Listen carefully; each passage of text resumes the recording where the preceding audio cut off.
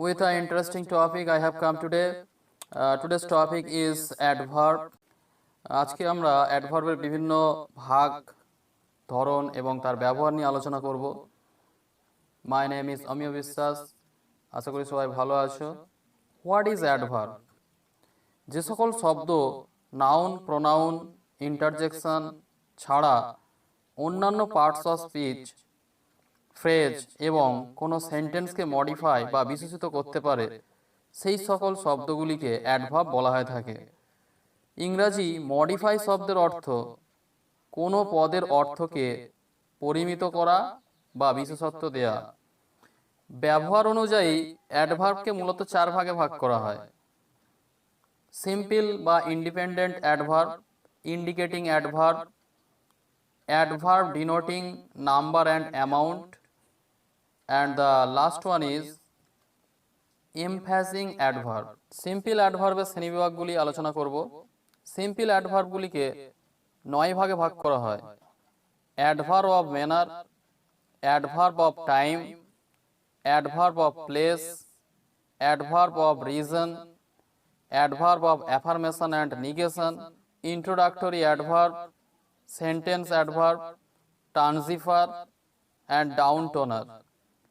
Adverb of ম্যানারের মধ্যে উদাহরণস্বরূপ বলা যায় carefully, honestly, beautifully, well, fast, etcetera. যেমন শরৎবাবু সৎভাবে জীবনযাপন করেন।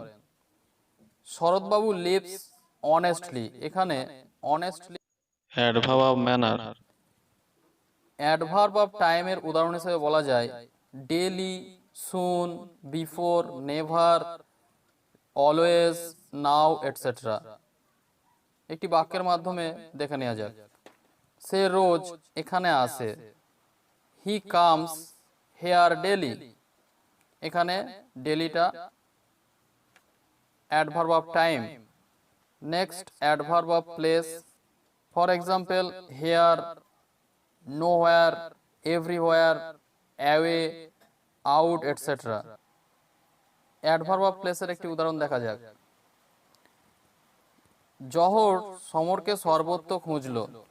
জহর লুকড এভরিওয়্যার ফর সমর। এখানে এভরিওয়্যার অ্যাডভার্ব অফ প্লেস। এবারে আসি adverb of reason.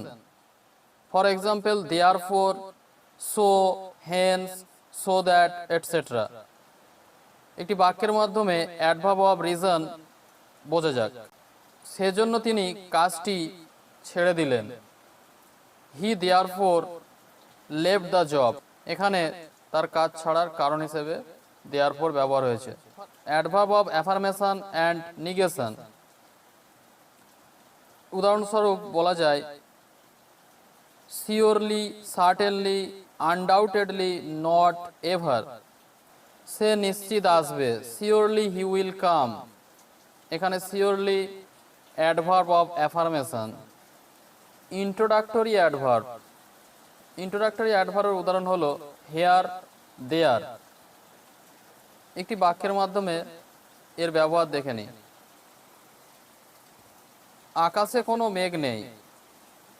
There is no cloud in the sky. এখানে ইন্ট্রোডাক্টরি দেয়ার ব্যবহার হয়েছে। কখনো কখনো সেন্টেন্সের একেবারে প্রথমে অ্যাডভার্ব বসিয়ে তার দ্বারা সেন্টেন্সের সম্পূর্ণ বক্তব্যটিকে মডিফাই বা তার চিন্তার প্রকৃতি প্রকাশ করা হয়। এগুলিকে সেন্টেন্স অ্যাডভার্ব বলা হয়ে থাকে।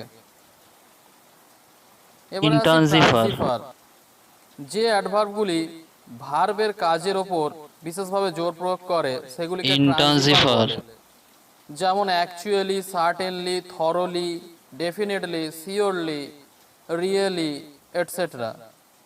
এটি সেন্টেন্সের মাধ্যমে বিষয়টা বোঝানো যাক। আসলে আমি নিজেই সেখানে গিয়েছিলাম। Actually I went there myself. এখানে অ্যাকচুয়ালি। সিম্পল অ্যাডভার্বের শেষ শ্রেণীবিভাগ down toner. Nearly, hardly, barely, rather, scarcely প্রভৃতি অ্যাডভার্বগুলি ভার্ব, অ্যাডজেক্টিভ বা অন্য কোনো অ্যাডভার্বের গুরুত্ব কমিয়ে দেয় বলে এগুলোকে ডাউন টোনার বলা হয়। উদাহরণ হিসেবে বলা যায় সে কাজটি প্রায় শেষ করে ফেলেছে।